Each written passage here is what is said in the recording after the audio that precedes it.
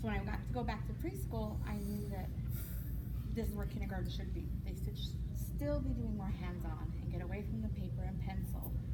And so I was excited for them. I was excited for the kindergartens to kind of see what we do in preschool and how much of an emphasis it makes on them with the learning, that I don't have to have paper and pencil to have them learning. So I think that helped bridge that disconnect, which we did have a big disconnect, I think, at the time. Even though we're only 2 doors down, there wasn't much communication going on. As far as, I think that's very true in a lot of schools. That preschool kind of are in their own island, and that we really only think about making those connections around transition times. But they're more alike than different. Those first early years in kind of our elementary school system, because most programs don't provide services to children younger than 3. So when we look at developmentally where pre-kindergarten and kindergarten children, they have so many more similarities in terms of their needs, their developmental needs. So what's been your experience? Okay, I agree with Shawnee, because now we talk a lot more, or we started talking a lot more, and we created more of a transition to go into kinder. And at the beginning, I was that teacher with lots of paper and pencil that she's talking about, and drill and kill practice, not so much time tests like you were explaining, but you know, we did have our assessments that we had to get through, and it was hard to let go. So I used to sing to her all the time. She would sing to me, let it go, let it go, okay, let it go, let it go. What is the hard though? What is the hard of letting it go? What part? Because I think your story is going to be true for a lot of people. Why is it hard? It wasn't, okay, it's not so much of what the kid needs, it was more from what the administration was bringing down to us. You know, all the assessments that need to get done, things like that. But there's another way to do that. And it doesn't always have to be paper and pencil. It could be letting the child explore and allowing them to talk about it, or sharing is like amazing. You know, that's what I've taken away from it. They've learned so much more just by letting them explore and letting them talk about it, not only with their friends, but also sharing it with me and sharing it with their parents. It's just amazing. And of course the oral language is so important, because I've taught reading for so many years. If they don't have that oral language, then they're the strugglers in my classroom as far as reading. And I was always like, you know, it's those kids that don't talk or have a limited amount of vocabulary that doesn't talk, are the strugglers in my room. You know what's interesting about that statement is that too often the children who stay quiet, you don't know where they really are developmentally.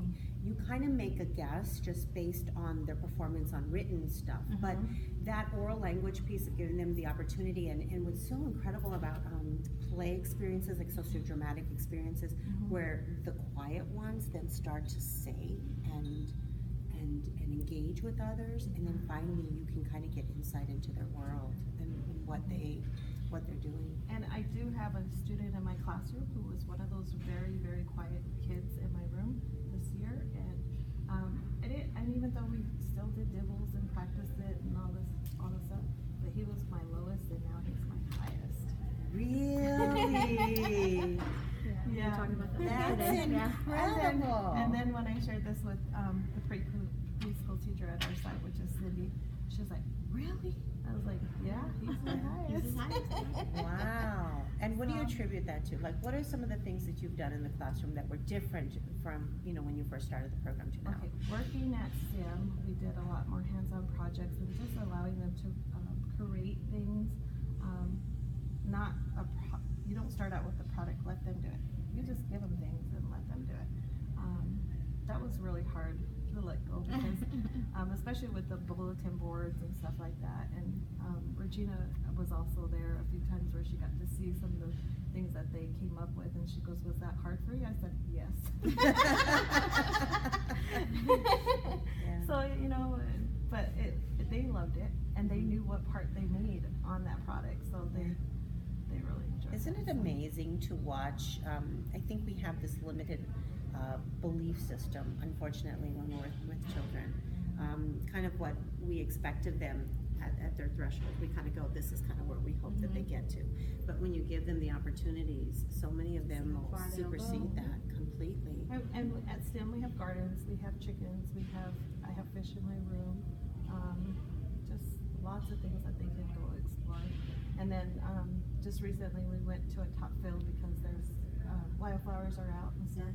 But not only were they looking at wildflowers, they were looking at holes and saying, oh, what kind of animal lives in there, and things like that. So it's really stretched you Yes, as a it teacher has. too. Yes, it has. And would you find that the experiences that you had with this project align with sort of what's happening in the school in terms of highly engaging opportunities for learning? Yes. Yeah. Well, like I said, with that one child, he was not a talker, and yet this year he grew and he's like a talk. So That's amazing. So what would you say to other educators who would be let it go. let it go? Let it Little go. songs for them every day. Let it go. Let it We go. would leave here, especially the first year, we would leave here and all of them in the van. Yeah, we You were know, we like, have that "Ugh." 2-hour drive. Yeah. So on the 2-hour drive, they'd be like, reflecting. Well, I don't know. They're just gonna want to play all the time. I'm gonna be trying to do, stuff, instructional stuff, and they're gonna want to go play. And I'm like, no, they're not. No, they're not. And And then no, they're she'll fine. I go, sing and us if a they're song. playing, they're still learning. You're okay. You're okay. Let it go. So I think that was their biggest takeaway, was that yes, they're the teacher, but they're not in control of it. It's all of their classroom, and they're all working together. And that they're learning with them. I think they learned a lot the last 2 years. That 2-hour drive, I have to tell you that we had a group come out from Tucson for one of our other conferences, and all night they said that on their way back were just conversations about reflecting and how is this going to look like, but what about this and what about that, and I think there's some benefit to that. It's too often we just leave a conference And you just go all separate ways. right. But But we're all in the back for 2 hours. Yeah. We're talking and talking and talking. trying to make sense of it. We didn't used to talk. It was like preschool ended, kinder again. There was that clear stop and Right. start again. Yeah. And I've known her for 15 years, but we never would talk about, well, you're having this kid come up and this is what these kids like to do. There was never that Bridge. between us. Yeah. And then with this, she would come to me and we would have ideas and say, well, we did this in preschool. Something like this would be great. And then I'll say, Kindergarten. well, what does that look like? So I'd go in her room. Yeah. Yes. Well, and what does that look like in terms, because it's the same opportunity for learning, but in preschool, this is what it looks like in terms of your role as a teacher, and in kindergarten, this is what it looks like. Right. And because developmentally, there are those changes, and we do want to see growth according to their developmental level.